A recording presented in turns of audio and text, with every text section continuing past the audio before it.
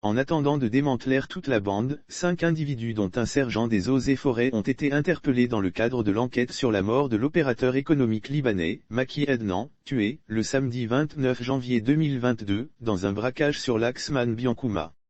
Selon un commissaire de la police criminelle, un jeune tenancier de Maki a été arrêté à Gbe dans le cadre de cette enquête. L'enquête ouverte par la section de la police criminelle de Man, à la suite du braquage qui a coûté la vie à l'opérateur économique libanais, acheteur de café cacao, Maki Ednan, le samedi 29 janvier 2022, sur l'axe Man-Biancouma, avance à grands pas. Une semaine après ledit braquage, les éléments de la police criminelle de Man ont mis la main sur les auteurs présumés dont le sergent KKE, agent des eaux et forêts. Selon une source sécuritaire, 5 d'entre eux se sont mis à table après leur interpellation. 3 des malfrats avaient un domicile à Gbe pour sa part. Un commissaire de la police criminelle confie qu'un membre du gang a d'abord été interpellé à Gbe, un village dans la ville de Man, très connu pour sa forêt sacrée qui abrite des singes. D'abord, on a interpellé un premier dans un domicile à Gbe. C'était le domicile des 3 malfrats, a dit le commissaire DB.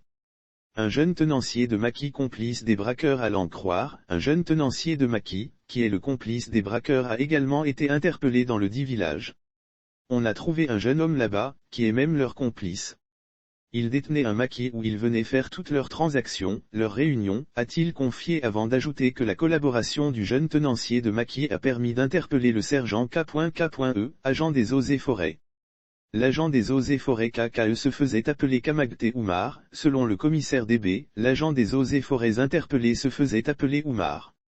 Tantôt il se fait appeler Kamagate Oumar. C'est comme ça qu'on a mis la main sur cet agent des eaux et forêts. Ce dernier, on l'a interrogé.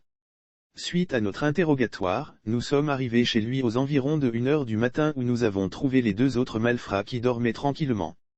Et c'est là-bas que nous avons pris les armes des malfrats et autres, a-t-il révélé.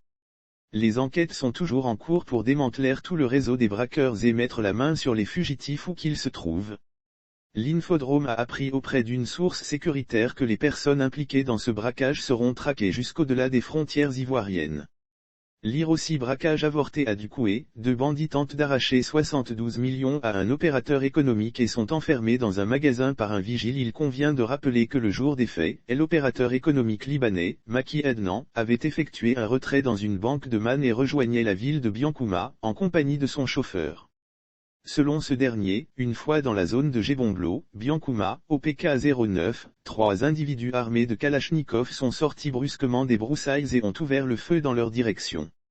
Le conducteur ayant fait une sortie de route, l'opérateur économique voulait en profiter pour prendre la fuite. Et c'est dans cette tentative de fuite qu'il a été abattu par les braqueurs.